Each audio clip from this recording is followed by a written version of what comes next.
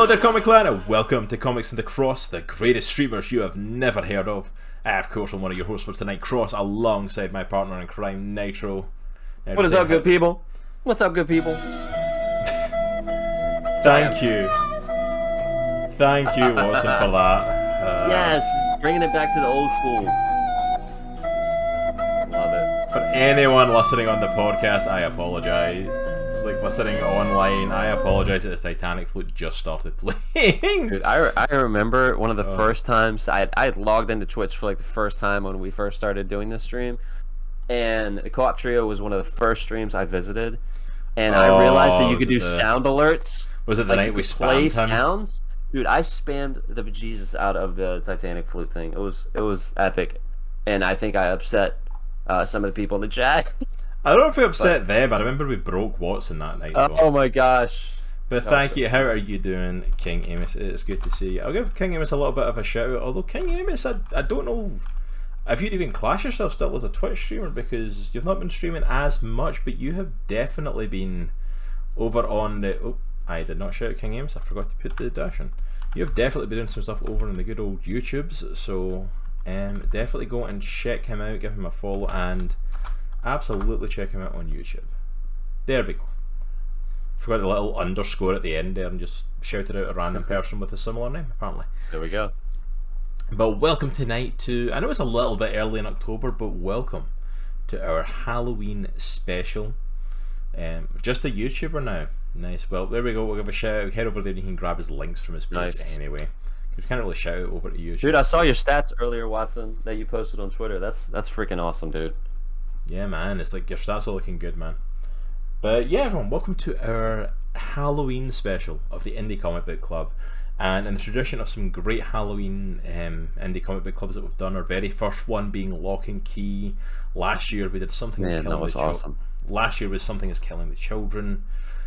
We always seem to get really good books. Like, horror comics is something that really is like popping off. There's some amazing horror books out there.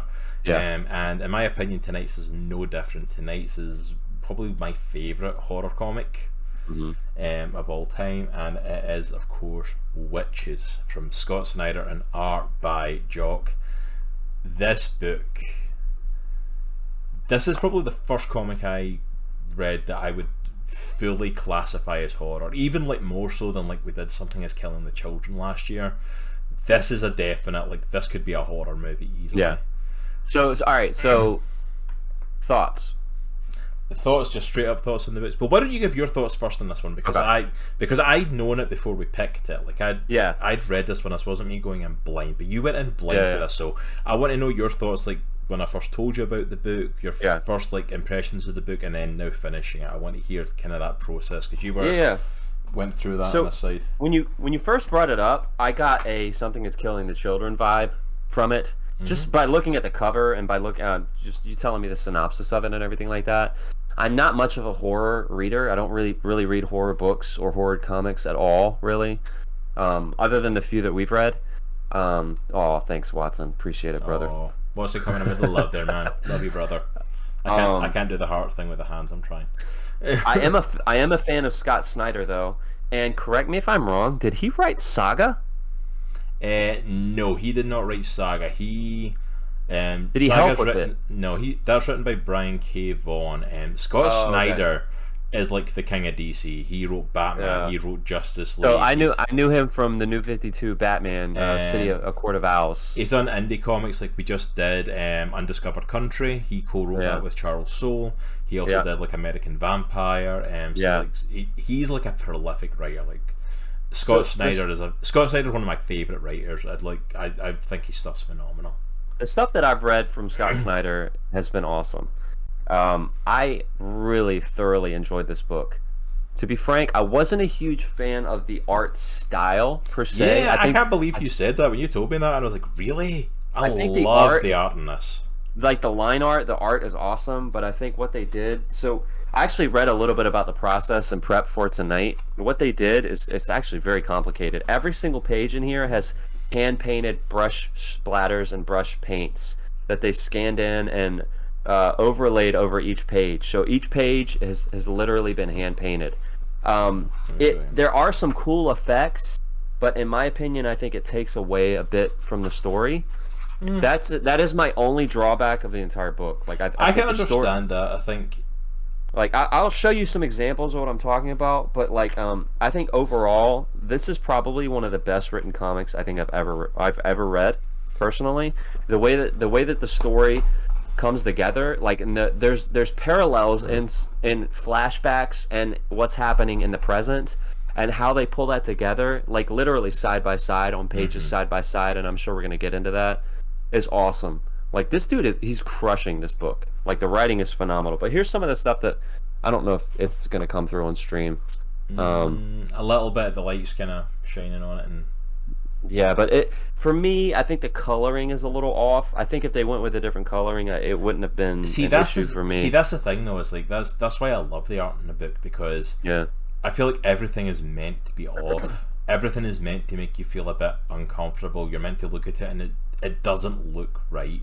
Yeah. Because everything's meant to just be that little bit off kilter and that unsettling feel to everything. It doesn't, like, and it's not meant to look pretty, to put it that way. It's not meant to be a pretty book. It's meant to feel dirty and gritty, and you know, you're trapped in this world of the witches, and it's like, I think that's what Jock was going for with it. I get that. I mean, I get where they're coming from, and I get what they're trying to do. It just, I don't know, it just doesn't land as, it doesn't not land at all. It just doesn't land as much as I think they wanted it to, at least for me specifically. Like, because I'm thinking about, like, if you're looking at stuff like, and I know I'm going art here, but if you look at stuff like Jackson Pollock, pretty much everybody knows who Jackson Pollock is. People have tried to reproduce that before, and it doesn't look the same. There's something, there's a specific way that you go about that. There's a specific composition that you do going about that. There's a purpose behind everything that he's doing on that painting, even though it looks like he just threw up on a canvas, you know. There's a purpose behind every splatter on that painting. And I don't think that's the case with this. I think it's just an effect that's overlaid over the page, and in my opinion, at some points, not all the points, but in some points it takes it away. But again, that's a very minor critique for this book. This is probably one of my favorite indie comics that we've read. It was scary. Yeah, it's a proper. Let me put it this way: if you go into this story, and FYI for anyone listening, there is going to be spoilers for this. We're going to go into this, but you're not going to quite look at trees the same way. Yeah. When you go through a forest, like the book is really good at unsettling you. It's not like there's downright horror in it. But it's definitely, for the first few issues anyway, it's more that unsettling vibe. Yeah. And it starts off with a bang, man. Oh yeah, like, it starts right at the beginning. It sets you right up for kind of an idea what you're going in for, which is, it's really cool to read it because it is like a horror movie. Yeah. Because they set it up in the first few pages of, you don't know what any of it kind of means. Like, I even love the art style of this. They put like the meaning of witch, and then they have it all I don't mind that, rubbed out and stuff. Yeah. And the first page is a close up of a tree, and then all of a sudden the tree has a mouth. Yeah. And then all of a sudden it starts to ask for help. You can't see the writing on it there, but it says, "Please, please help me." And it's like, and it cuts to inside the tree.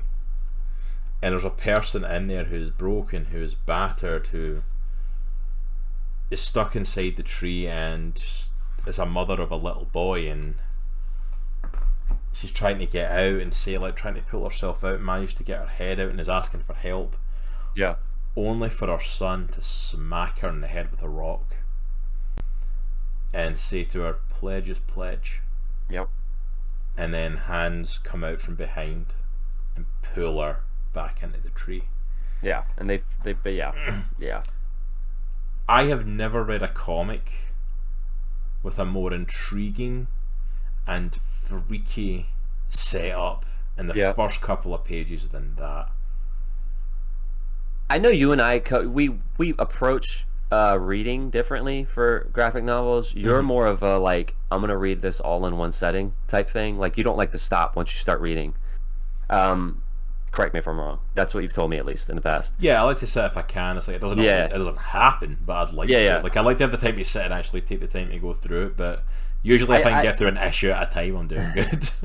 I'm more like I read right before I go to bed, so I'm like it takes me like a good 4 to 5, maybe 6 sessions to read through one of these volumes.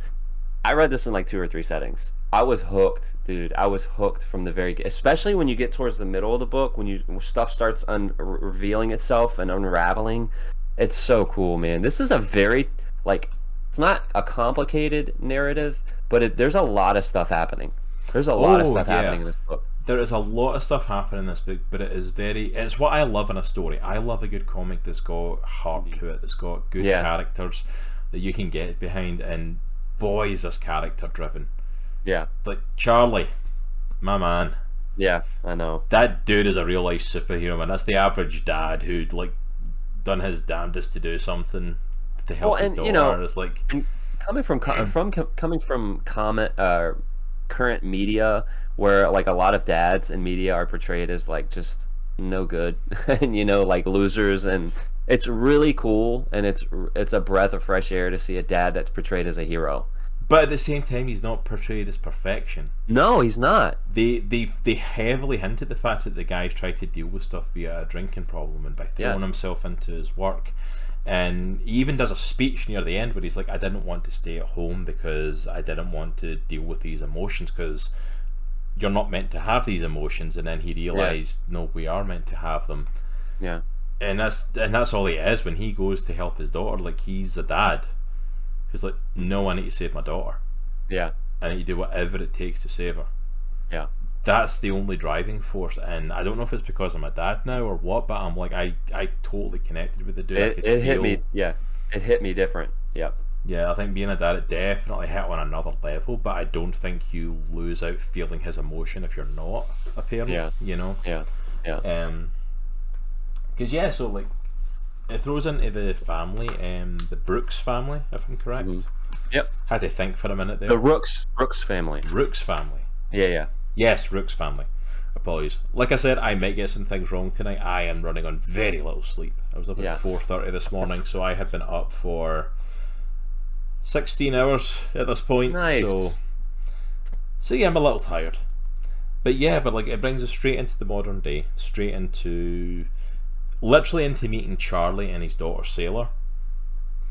Waiting for the bus to come. They've moved to the new town and everything like that, and she's getting ready to go on the bus, and they're just playing off of each other, chatting, having this phenomenal conversation that I hope to have with my kids.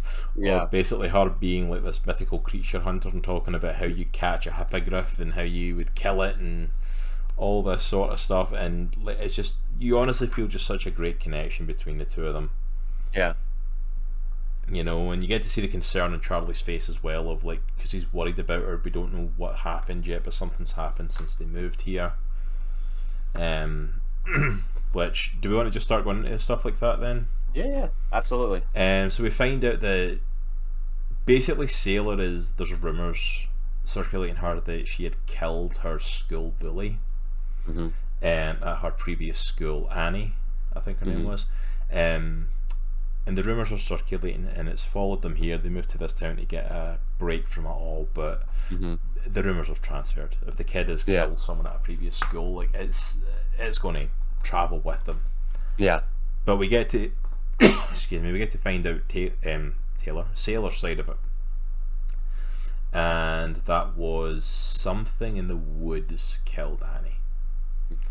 And not only does something in the woods kill Annie, which I don't even know if we can show the picture of the death because it's kind of horrific, of something comes out one of the holes that we showed in the tree and basically pulls her through waist first, so she falls like an accordion, falls and is dragged into this tree and is killed like that. Sailor is obviously traumatized, has seen counsellors who have basically told her, yeah, that wasn't real. But it's not. But there's a whole thing of like, did something else happen to her? Did she run away? Did Sailor kill her? And this all starts to gravitate around her. Her dad's obviously concerned. Yeah, he's worried about her because why wouldn't you be like terrified that he wants the best for her. He wants her to get a clean break from this. Wants her to be free of all this weight and We get to see him talking to her mom who we found out was in like a car accident and is now in a wheelchair and is wheelchair bound and stuff. And this was basically like following her accident and following what happened to Sailor. He wanted to move and have a clean break, and they decided to move to this town. They decided to move here because this was going to be a fresh start for the whole family. We also see a little bit of the dad working. He's a comic book drawer, comic book artist, storyteller, like a children's book illustrator.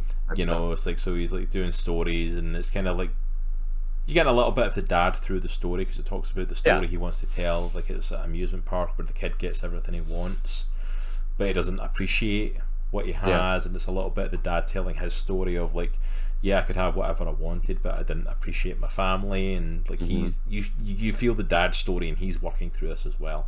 So we spend a good first issue and a half for the most part, really building on the family, really getting to know the Rooks family, really getting to know all of them. I say all of them, completely forgetting the mom's name because it's like Daz, Charlie, Sailor, and I forgot her name completely forgot the mom's name. She's important, honest. But yeah, they really set it up, the family, which I love in this story because you follow them. But you then also get the setup as well of Taylor. Is she seeing what's real, or is she going crazy? Because she starts to hear voices, and she starts to hear a sound that I know I can't recreate in myself, but I can hear it as clear as day in my head. This chit, which for the first like issue you have no idea what this is. It just pops up every now and again, and you learn quickly this is the noise the witches make. Is this? It's like a grinding of their teeth. It makes a noise, and they do such a good job setting that up. It's just like that, just unnerving noise of like, even before you know what's making it, you know something's not right. So it's like she's, you know, spoilers for it, like this is real, the witches are real. Which I hope that's not spoilers at this point. The book's called Witches. I hope that it's about witches. It's kind of highly implied, but these aren't witches like you know. Boy, are these not the witches you know. They're saying your Sabrina. I think the tagline is "Forget everything you know about witches." Yeah, they're saying you're Sabrina the Teenage Witch here. You know what I mean? They're saying you're. This is like completely different creatures, but I love the fact the start of it is really Sailor's descent into madness. At first, like the whole thing, like she sees a creature that's almost like this dysmorph looking version of Annie, her bully from school and stuff, and she feels that she's getting haunted, and she's seeing pictures in her head and all this stuff, and it's like, it's so good at being so unnerving. Because the witches themselves, like this is what she's seeing. Right outside of her window. Like this one's right outside her window. She sees it when she's at school. She like swims. But then, like, is it in her head? But then, like, you find out at the start of the next issue that something actually crashed, like, through her window. So it's like, is it not real? But, like, is it real? And I feel so hard sorry for Charlie because you know he is trying to just hold it together for his family. He's such a good dad, though. He's got the ultimate dad thing that I can completely relate to. I totally feel of, like, I want to help them, but I legitimately do not know what to do. I want to make it all better, but how? How do I do that? How do I make it better? And it's like, it's so well done. That was a scene. Sorry, that scene just I was flicking there of like, we see the mom, she's a nurse working at the hospital. And randomly she sees like a kid in a bed that she's attending to and she's checking up on, who like basically sits up and like questions her about the truth of her like car crash. And like, but that's never really addressed again. It's really weird. It's just very unnerving. But one of the main things about this comic is as far as how the witch stuff works is the witches in this comic are like just not human. They're just a higher, older form of something just not human. They're extremely smart. They have a ton of wisdom. And what happens is basically you pledge someone to them, and they'll give you anything you want, whether that's healing from like a disease or longer life or whatever. They'll give you what you want if you pledge someone to them. And by pledging. Basically, they can only feast on people that are pledged to them. Yeah. They don't explain the rules of how that works. It's just like they can't touch someone unless they've been officially pledged to them. Or either that or like they'll kill everybody, but like the pledge like keeps them at bay. There we go. Try and get a good picture of it. Yep. Yeah, and so you basically mark someone with it's this stuff is called pledge, and like not like the cleaner, the household cleaner, but like that's all I could think of at one point. At one point this, that hit my head. Like see later on in the book when like the dad takes it and like swipes it. Yeah. And all I could think was pledge, and I'm like that's a cleaner. And I'm like oh, I think it's like polishing. Basically, you rub that or you put that on someone, and the witches basically eat them, and then they'll give you whatever you want. So that's the whole gist of the mechanics of how the witches work. And they live in the woods. They live in the hollows of trees, also as well, like, down on the ground. Also as well, later on, it hints to the fact of like that someone who's struggling, someone who's in a bad place in life, and is looking for like answers to prayer, who is looking for something to be given that you can't just get by normal means. Yeah, it almost gives off a scent that they can smell and draws the witches to them, so they are like drawn to people like that. People who are more likely to pledge someone and give up someone in order to get what they want. Which is a really cool concept, because it's like I love stuff that plays on the human nature like that, the moral compass of challenging like, are humans good or bad? Like, you know, are you willing to sacrifice this random person to get what you want? Like, you know, like there's like, would you want to be cured of an illness or a disease, or people want it to get longer life? There's a guy who talks about he's got longer life and he can't die. There's someone is hinted at like being younger than the last time they looked and stuff, and it's, you know what I mean. So it's like it's the witches come for these people that are pledged, and that's the whole thing. Is like the whole thing that the people say is like pledge is pledge. So it's almost like the, you know, once a pledge, always a pledge. Like if you're pledged to them, like you're the pledge. You have no choice. You are now theirs. You are now given to them. And like it's just to go back to the reason I kind of harped on that is that kid that the mom is talking to in the hospital. He kind of wakes up out of like a coma almost, and he starts talking to her, and he starts talking to her about the accident that she had, and then he said something to the effect of, "I can smell it on you.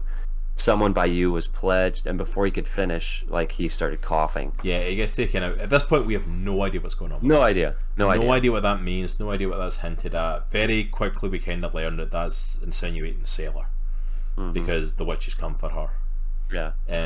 We don't know why she's been pledged, how she's been pledged, how she's got wrapped up in this, but we just know that it becomes Sailor, because very quickly on she is taken underground, but that's what it's hinting at is for her. Because Sailor like gets overwhelmed with stuff. She ends up putting herself in a freaking situation, to be honest, because she steals a school bus and runs away to the woods. And where her Uncle Reg comes to find her and chases her, which they go to the woods, and then that issue kind of ends with like all these witches coming out of hiding and coming towards them. So she's taken. When Reg is eventually found, I'll just throw this out there because it's a short bit. He's basically in a tree, which her dad finds and stuff. But when they break it open, he's gone. So it kind of like carries on the whole thing of like the dad's descent into madness, like almost like Sailor's like descent almost transfers to him, and he starts to question if he's going mad. You know, he gets attacked in his own home by a woman who we've seen the first couple of issues, and we learn her name's Clara. We don't know anything about her, just that she basically attacks him, drugs him, and then injects him with stuff. Which I'll be honest, that whole part I didn't get. I didn't get that part of the book. Like I got some of it, but I didn't know who. I guess I knew who she was, but I didn't know why she was like messing with him. You know, basically it's like it was a thing. She's actually a friend. She was actually there to help, but just didn't come across that way. Yeah. Because she basically drugs him and then injects him with stuff. Uh-huh. And basically, when someone gets pledged, in order to make sure that the witches aren't found out, when someone is pledged and taken, the people who remember them or people who knew them forget they existed. Yeah. So the stuff she injects him with is basically to make sure he doesn't forget. Got it. Okay, got it. That was not clear to me. Okay. Yeah, sorry, it comes up a bit later on, like as issues away, when it actually explains kind of what's going on. But yeah, he's able to remember when others would forget. But he goes looking for her for answers and finds her, and basically finds out that she's part of a group called the Irons, they call themselves, and they're basically witch hunters. They're people who try and stop the witches, who try and stop the pledges, try and save people. Yeah. And basically she's given him the means to basically fight against them.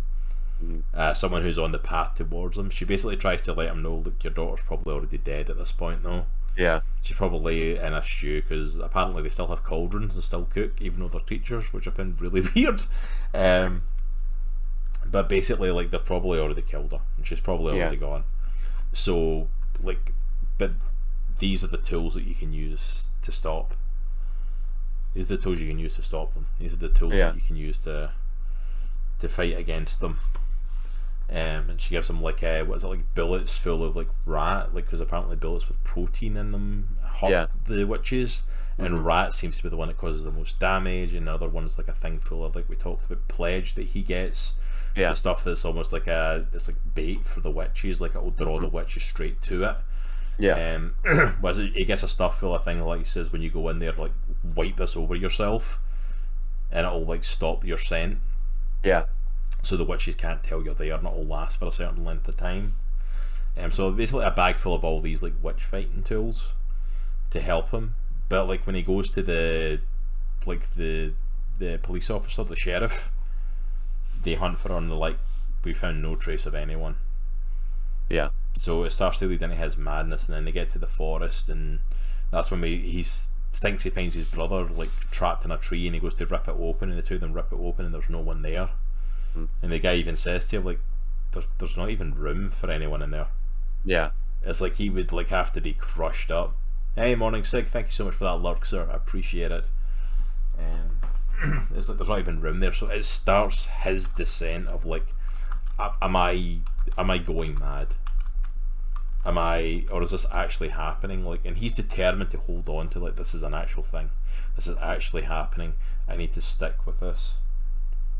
And then his final breaking point comes when he gets back to the house and he starts to like tell his wife about it. Yeah. And says, we need, I'm going to go get sailor stuff, and she's like, okay, honey, just slow down, we can talk about this. It's one thing, and it's like, what? Who's Sailor? Yeah. And it's like, crap, it's already starting to happen. Like, she's underground at this point. She's not. Yeah, because she's been taken by the witches. But she's underground. We see her like on a pile of bodies, and she's fighting to try and get out. Like, she's trying to get past them. She's trying to like scoot her away. There's like a tree thing above her, and she's trying to do like the back against the wall and her feet in the other wall, and like scoot herself up to try and escape. She's trying to remember what her dad told her, the two of them speaking to each other, like not to give up, to keep fighting, keep pushing. But the story it really switches over to Charlie's perspective for a lot of it for the second half. I was gonna say there's a really cool part, probably 2/3 of the way through the book, and I don't know how long it is, but it's probably a good 10 pages long, where it's talking about his descent into alcoholism to escape his struggles and emotions, and it's matched up with him descending down into the ground to find his daughter, and it's also matched up with her dealing with her depression and her anxiety coming out of that thing where her bully died. And there's a really, really cool speech. For those of you who've like struggled with, really dark thoughts or depression or whatnot, there's a scene with her and her dad in the hospital when they're waiting on their mom. Man, this was super touching, because it's juxtaposed with a literal visual image of her dad descending down into this huge dark hole to find his daughter, and it says, she goes, it's like a pit you fall into. It's like suddenly out of nowhere you've fallen into this place where everything is telling you the worst is coming and you're doomed, and you can feel the truth of this deep in your cells. That's what it's like, but for weeks, Dad, when I'm not well. And like that, like really, really spoke to me. You know, I've never like been diagnosed with anything like that or anything like that. So I'm not making light of anybody who has or anything, but just hearing her talk about when you get to the lowest point mentally, you know, in your life, and you know everything is telling you everything negative about you, and you know you just have nothing to do but believe it. Yeah. You know, and then again juxtaposed with her, the page to the left, it's her dad, and he goes, "All right, man, go in there and get your little girl back." And he's basically rappelling down into this dark, into basically he's metaphorically speaking, he's going into that dark that she is in and she's trying to come out of. It's such a cool visual and like mental image that Scott Snyder did, putting those two together. It was so cool. It's so well written. The analogies all intertwining, the storylines in the different time periods all intertwining with each other. It tells such a phenomenal story. To see stuff that they've struggled through, dealing with the witches' current life and the past trauma that they've dealt with themselves. It's so true. Yeah. It's so amazing just to see them all intertwined. And we get to the point he descends into the den of the witches. He's taking his shirt off, taking everything off, got himself covered in literally a jar that's labelled stink.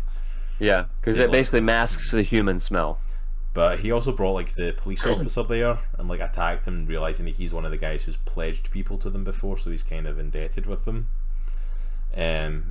Leaves him like shot and injured up top, but he's also doing a little monologue over his descent down. Like the deeper he goes down, the hotter it gets, because the closer he gets to the cauldron where she'll be, and the hotter it gets, the more the stink will like sweat away, essentially. Yeah. So by the time he gets to the point of where he actually finds Sailor, they can smell him. Yeah. And they're all coming for him. Yeah. Which I have to love the fact that Charlie goes from being the average normal dad trying to save his daughter literally to action hero in the next issue. It's so cool. As he literally fights his way through these witches. It's like he takes a shot from one of them and like literally like gun over the back of his head, like shoots it through the head and stuff, and like he's like just that determination that you love to think that deep down I've got that. Deep down I could do what he's doing, of like when push comes to shove, like I'm going to take them out. Yeah. Like they all come, like literally the scene there, like he gets bitten, and then just literally gun up, boom, takes his head off, and I'm like, and it's basically guns blazing with him running for the tunnel. And again, all this is juxtaposed with that scene in the hospital when they're waiting for their mom. I mean, it kind of continues because, you know, this is Charlie coming out of his alcoholism, not being there for his daughter, trying to have this conversation with his daughter, and it's not clicking with her. She goes, you know, you, my dad, the dad I could always count on, even if I was being a total freaking idiot. This person has been missing for weeks. And he goes, it's me, Sale. And she goes, get away. And she goes, I've been a bad father. And it's so cool because he's talking in this moment about how he's been such a bad father and he wasn't there. And he goes, I'm here now. And then again, it's fulfilled, like, not to sound biblical, but it's fulfilled because he's literally trying to save his daughter's life and putting himself in peril on the next page. And, you know, and it cool because it juxtaposes one panel on top of when he's getting ready to save his daughter. He goes, nothing has ever been more true, sincerely. And he's talking about, I didn't want another kid. I wanted you with all your issues that you call issues, with everything that you got going on. I don't want anything different. I want you. You are my kid. Yeah, it's like so cool, I would never give you up. And like in that fight, just to see him then fighting through the witches and literally pulling himself up the tree stump and through that opening in the tree, like his hands through, and literally breaking his way through the bark to get them out of the tree, and basically taking off and like knowing that they're still being chased, because that's the thing, once they get out to the surface it doesn't stop. She's been pledged to the witches, they're coming for her. So the witches like continue following, and it's like, and he's like, just don't think about it, we've made it out, it's like, they'll never get you again, now move. And it's like, we're going to keep coming. It's like they're coming, they're hunting, you see them breaking out, coming through the forest, and it then starts to juxtapose again, which I think is really cool. Like to him at like the reveal of the first book of this like kids book series he's done. Yes.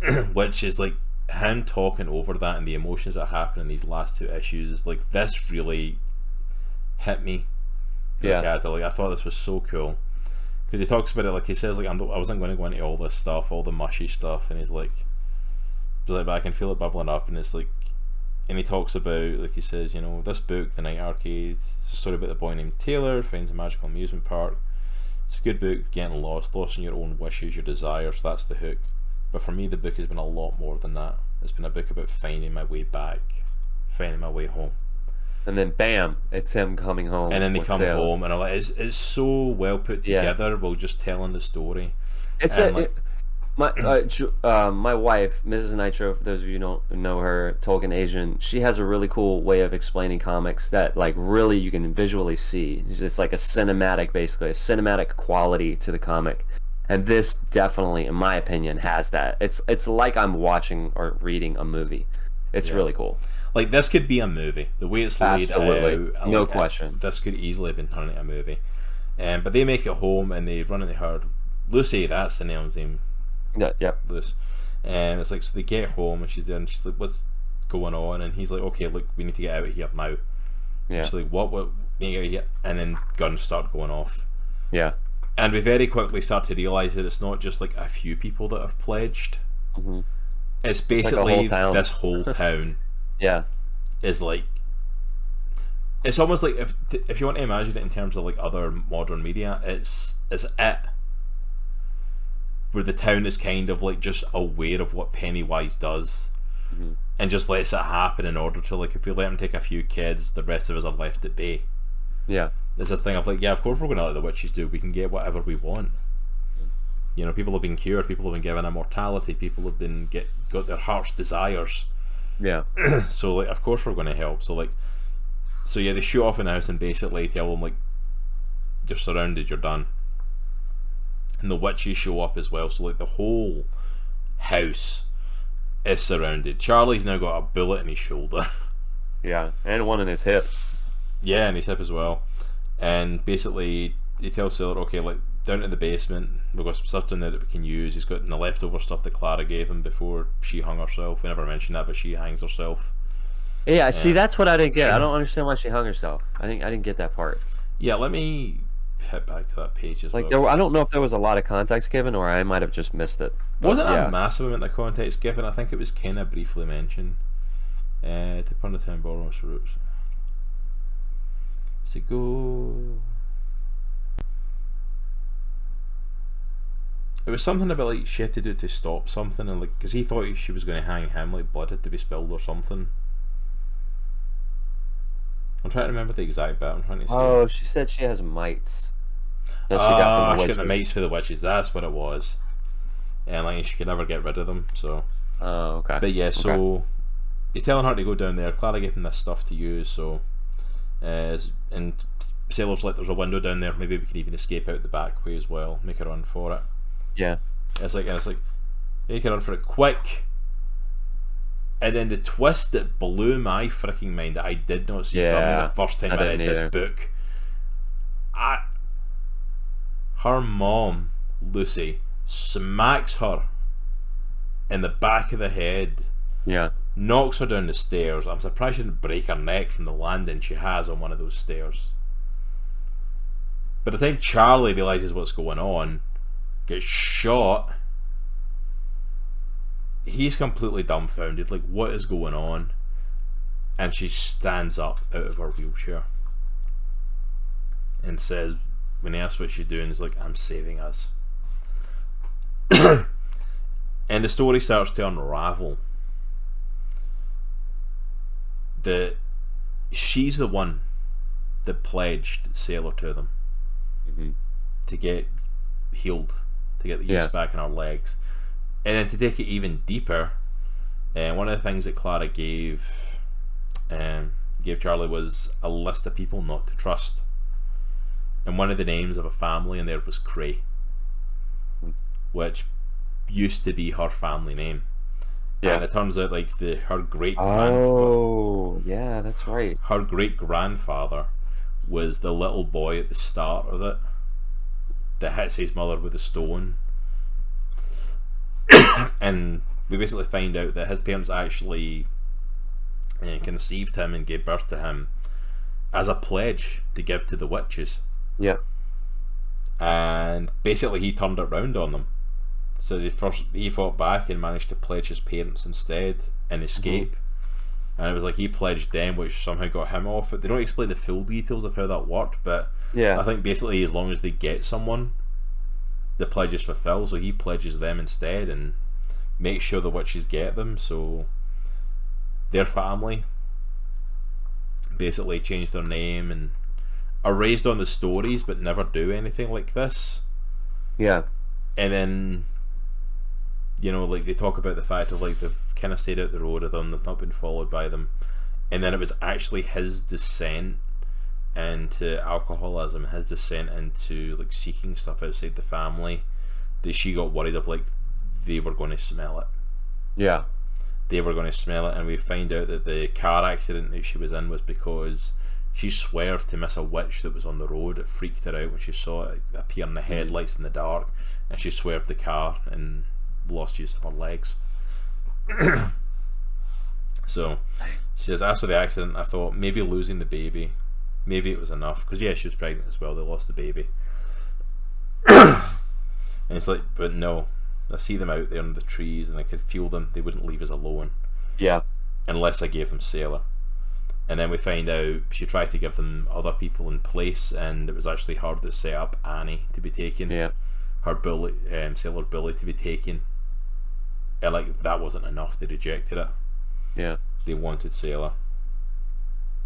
And when they got her, she was like, we thought we'd done it, you know, we moved to this place, I pushed you to come here so we could do this, essentially. You know, we can have the life you want, Charlie. No more worrying about her, no more being scared, we can start over. Won't even remember she existed. Hell, you weren't even supposed to remember her now, and that's when we learn that that Clara injected him with something that was going to help him not lose his memory of her. Because by the point of that they were at when she faked it to him was meant to be, he was already meant to have forgotten his daughter. I'm just thinking about it, the way this ends is so cool. It's so cool, dude. But it's like, I mean, it's bittersweet, but it's cool. It's a cool ending to it though, because like basically he was meant to forget, and then she starts pretending like she doesn't exist in the hopes of trying coaxing him and easing him into that new life. She's like, I've even boxed up everything of hers, everything that reminds us of her, like it was all gone. And she keeps claiming like, oh, it's like I love her with all my heart, but this was meant to be a fresh start for us. It would stop the witches chasing us. We wouldn't even remember that she ever existed, and we could start again and have a family again. And like Charlie is just broken. Yeah. Like he doesn't even know how to freaking process this at this point. And it's like, and you see him like that, but no, we're not going to leave her. And she's like, just listen to me. Like we can be happy again. And she's like, he's like, I love her so much. And she's like, so do I, but this is the only way to stop it. And it almost for a second looks like she's convinced him. Because Sailor shows back up and he comes over. And she's like, why are you standing up? And it's like, she's like, it's okay. It was a surprise for you, you understand? And she's like, no. Yeah. Nope, not even a little. Outside chants are starting. Pledged is, pledged is, pledged is, pledged is. All of this building to the crescendo where like Charlie goes up to his daughter and is like, don't worry, Sailor. It's going to be okay. It's going to be okay, I promise. And he picks up the can of pledge and walks up to her. The witches start breaking into the house, and you see her almost pleading with her dad, and it's like, I love you. And I love this moment. Wife is yelling, Charlie, do it. And he's like, listen to me. This is the best way for all of us, so just remember to take the satchel, use what's in the basement, find the irons, go to them. And she's like, what? And he just starts wiping it on his face. Yeah. And he says it. And then he hints back to the hippogriff conversation of how they were going to kill the hippogriffs by shoving dynamite in their mouths and their butts. And then he takes his hand with pledge on it and slaps the bejesus out of his wife. Yeah. And that's one of the funniest things. He just goes, like I said, it's bittersweet, but it's such an awesome ending. but I love it because he just looks at her and goes, I love you. He's like, runs over, smacks his wife so she's covered in the pledge, doesn't break pace, and basically jumps at the witches, screaming a war cry at them. And I'm like, on your cell, Charlie. Yeah. Dude went down fighting, man. He said, because I am Charlie Rooks, proud father of the greatest slayer of mythological beasts of all time. You know, as a callback to literally page 1 of the comic. Just dives into them. They tear our mom apart, they tear him apart, and as he's doing that and you see Taylor broken, it cuts back again to the talk. And it's just this beautiful moment where he's basically like talking about how like he could not only that he used to run from his emotions, but he could experience them now. All these emotions that you're not meant to have. Like he said, I was ashamed of my fear, guilt, anger, desire. And but I found it not only to acknowledge them, but you can get strength from them. And we then cut back to Sailor, who's escaping through the window she saw in the basement, bumps into the girl that she met at the pool, who's like pledged as pledged, and Sailor loads up like one of the garden spray things with frickin' pledge and sprays the entire group of people who are outside the house. And she's like, it's like, I pledge you. I pledge this whole effing town. It sprays all of them, and you just see the witches start to appear, and they're like, oh no. Yeah. And she runs.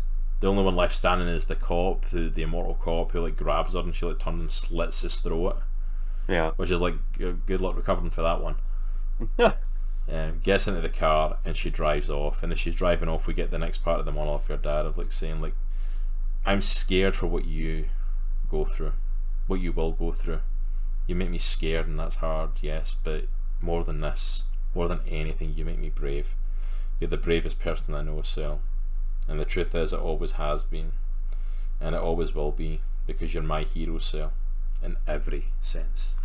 And it's just that beautiful little monologue of her like heading off into the distance, running to get away for the witches, the only survivor of it all. And it's like, it's so good, so well written. This is one of my favourite comics that we have ever covered on Indie Comic Book Club. My favourite horror comic I have ever read. The writing is just so phenomenal. It is top tier. I want to know where it picks up, because this is volume 1. There's obviously another volume, you know. There's not. There's not? There's meant to be. Scott Snyder's been talking about it since he wrote the first volume, and there was another kind of like side story or prequel thing that came out, and it was meant to like, you know, whet the taste buds, an appetizer for it, but volume 2 never emerged, and it's kind of it's at this point where it's questionable if it ever will. But the story was meant to continue, but that's like even why in the promotion for today I just wrote Witches. I didn't write Witches volume 1 because technically it's the only standing one. But even as a solo story, it's so good, dude. It's like your best written horror movie. Like it's got a lot of the horror movie feel to it, but it's so well written and put together. I was looking it up while we were talking because I was like, dude, I cannot believe this has not been made into some form of media other than a comic, like either it's show or a movie or something. Mm-hmm. Apparently Amazon is working on a series. They started working on it last year in April. And Snyder is writing and Jock is creating the storyboards. Nice. So it deserves to be like, if you read this comic, it is 100% laid out like a movie. Oh, absolutely. It is laid out like a movie. The story is so well written. I know if you've joined us for this, then we went through the whole story and the twists and turns are kind of going for it. But it's like, just to experience it yourself and read it yourself, I think is just an amazing thing. Just to lose yourself in the book is worth picking up. Yeah. It's so good. In most places it's not that expensive either. I think even on Amazon it's not too expensive if you wait for even if it's at a normal price now, it drops fairly frequently because I'm looking at it right now. It's like less than $9 on Amazon. Yeah, it's like less than $9 now. Go pick it up. Go order it off Amazon. It is more than worth it. Yeah, it is so good. This has got to be up there. I don't know if it's the top of the stuff that we've read for this, but this is definitely like top 3 easy. Yeah, it's really, really I'd say this is top 3 alongside like Spencer and Lock and Key for me. those are definitely the top three, I think, of stuff that we covered in the comic book club. It's so well written. Yeah, it's really good. It's so good, and it's perfect. If you're looking for a good Halloween horror comic, then it's perfect. You know, it's one of those perfect. If anyone asks me what the best like horror comic to check out is, I always point to Wytches, and I'm like, have you read Wytches? And it's like, anyone that's in any horror media, like I've recommended to people, is like, have you read Wytches? And it's like, if you have, fantastic. If not, you're not going to be disappointed in this. Yeah. But how do you feel about it now, having come out the other side of it, having read the whole story, gotten the whole... I'm a little bummed that there's not a volume 2. Yeah. To be honest. I really liked it, man. I don't honestly know where they would go, though, with volume 2. See, that's it. I don't want them to do a volume 2 unless they've got a good place to take the story. Yeah. Because volume 1 is such a good standalone. Mm. Yeah, because I've seen comics that go into volume 2, and I'm like, why? The story that you told originally was fine, you know? Yeah. But yeah, I really liked it, man. It was really good. Like I said, it's extremely cinematic when you're reading it. Like, you can visually see it. And the way that he put the story together, like with the flashbacks and the flash forwards and telling a coherent narrative through both of those that meet in the middle, it's so cool. It's so well put together and it's so well fused, but it also doesn't feel forced. No, it doesn't feel forced. Like, it's not like we're going to throw in a flashback here because we can make that tied to that. It doesn't feel like a forced moment. It feels like expanding the family story. And honestly, it's some of the best written characters in any comic I've ever read. Like, specifically, I'm thinking about Sailor and her dad. That relationship that they have, and individually, some of the best written characters, I think. Like, some of the most 3D, like, well-formed characters I've ever read in a comic. Oh, absolutely. And that's the thing as well, is like, it's, for me, characters drive a story, regardless of what it is. Like, that's why so many horror movies flop for me. Like, it's because it's that whole thing of, like, for some reason, like, they got into a whole thing of making movies where they basically make them annoying jackasses, so like it's fun to watch them die, and I'm like, yeah, but if you want to give me a proper horror experience, make me care for these people, and then put me on the edge of my seat of like, I don't know who's going to die, like I don't know who's going to make it, like, put me on the edge of my seat. And that's exactly what they did here. They made me care so much for Charlie and Sailor. Is like, I legitimately, first time reading this, I have no clue if Sailor's actually going to win, if she's going to get out of there, or if the Wytches are going to get her. Charlie's dad, I have no clue if he's going to make it. Like, he goes into that pit where the Wytches are, and it's like, for all I know, they're not coming out of there. Yeah, like that's a death sentence right there. You know what's funny is I'm gonna so for those of you who don't know, we are Twitter royalty because we've tweeted Scott Snyder twice, and he's liked both tweets. Thank you very much. I'm gonna tweet him and ask him when Volume 2 is coming out. I'm gonna do it. That's happening. Wow. Yeah, we'll hound the man for it, because it's not like, you know, he's not like he's busy on anything else or anything. It's not like he's helping hold I'm legitimately up DC. Doing it right now. I believe you. I believe you fully, wholeheartedly. I know you are. But yeah, Wytches is 100%. For me, like, the story is phenomenal. For me as well, the art is phenomenal for it. I think it fits the tone. I know Nitro disagrees with their perspectives on it, but like, I think it fits the tone of like unsettling horror. Like, this is the first true horror comic I think we've definitely covered. Like, Lock and Key, I wouldn't count as horror. Not really. It's spooky for Halloween, not really. But it's not. I would say horror. thriller. I would say thriller, maybe, or suspense. Yeah, and even something as Killing the Children, like, it was good, but it wasn't. It was good in terms of like horror stuff. Like, it was gory and it was violent and had the action and monster slaying. But I don't know if I class it in the same. It's not the same level of horror as this. It had horror elements to it, but I would say more of like a mystery. But if I'm thinking like a pure horror comic, like, this is definitely it. Something that's unnerving and unsettling, and, you know, just throws you off a little bit. But yeah, so the next question is, we need to think of what our next horror comic's going to be for next year, for next Halloween. I get to pick it this time. You can pick it if you want. I never stopped you from picking books. Last time you went. I know you haven't. Just, it's super transparent. He has never stopped me from picking a comic before. He literally went and bought a comic without my suggestion on his own, thinking we could cover this in Indie Comic Book Club, and then got through it and went, no. Are you talking about Radiant Black? Yes, I'm talking about Radiant Black. You bought that thinking this would be cool to cover, and then read it and went, no. I mean, shouldn't cover it. I want you to read it though, because I want to know what you think about it. I definitely need to check it out. I don't want to be too hard on it, so I need an objective point of view, I guess. But yeah, absolutely. This has definitely been an enjoyable comic. Like, I don't even know what else to say at this point. Like, it's honestly just been such a thrill to read it. Yeah.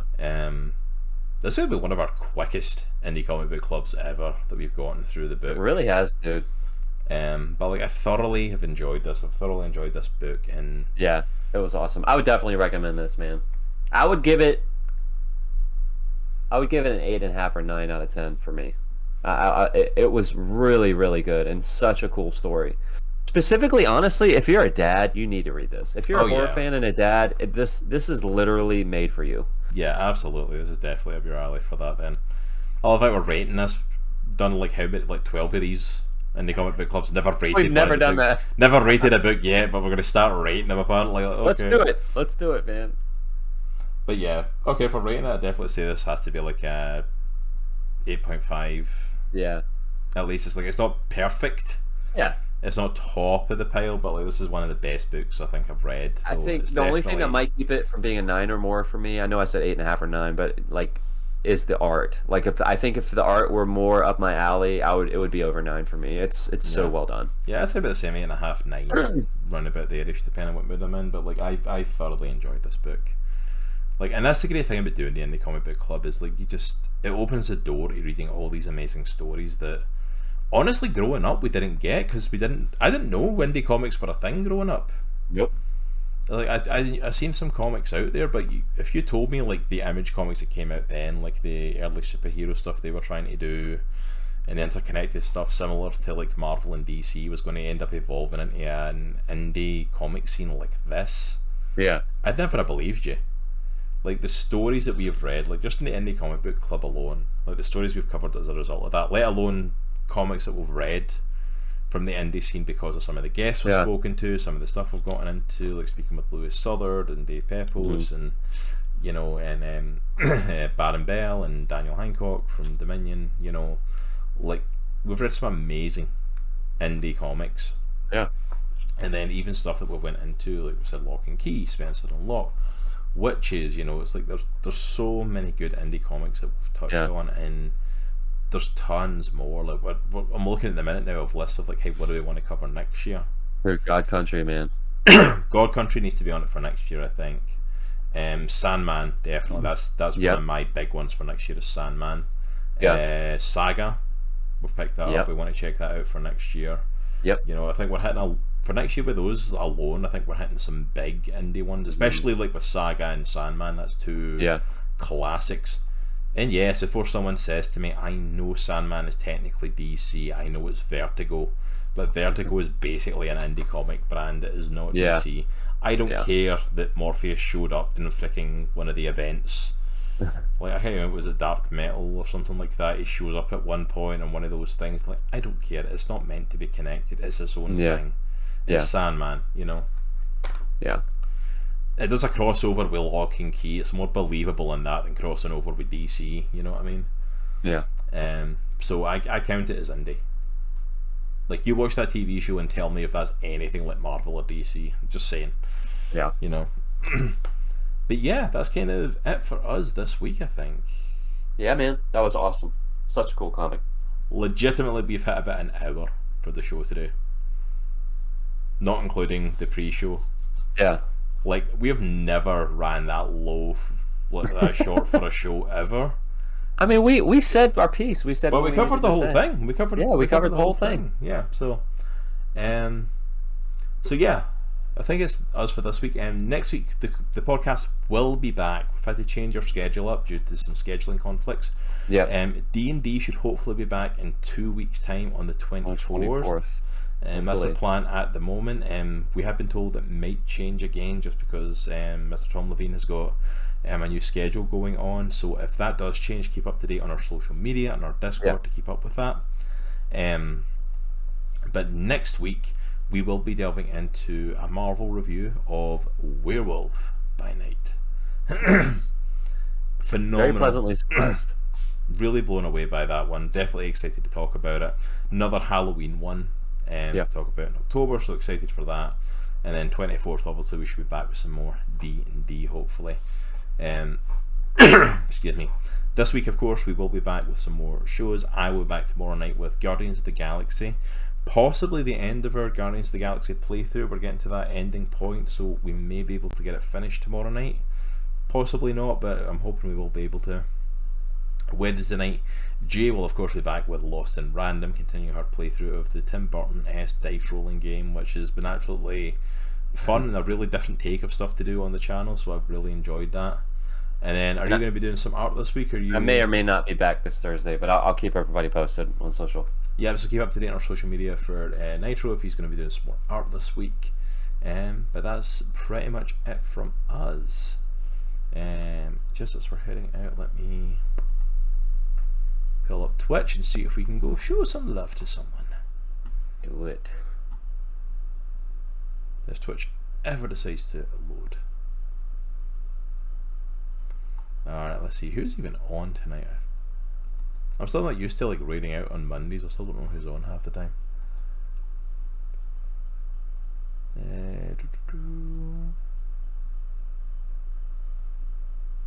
Ooh, Xena's on. We can go see Xena. Oh yeah, she's only been on for a little bit. Let's go and raid Xena. So we're going to head over and see Xena and the heroes. So please hang around with us as we go to drop her raid. Each of you all have an amazing night. Take care and remember it is a good week to be a geek, and we'll see you all tomorrow. Yeah. Cierra mi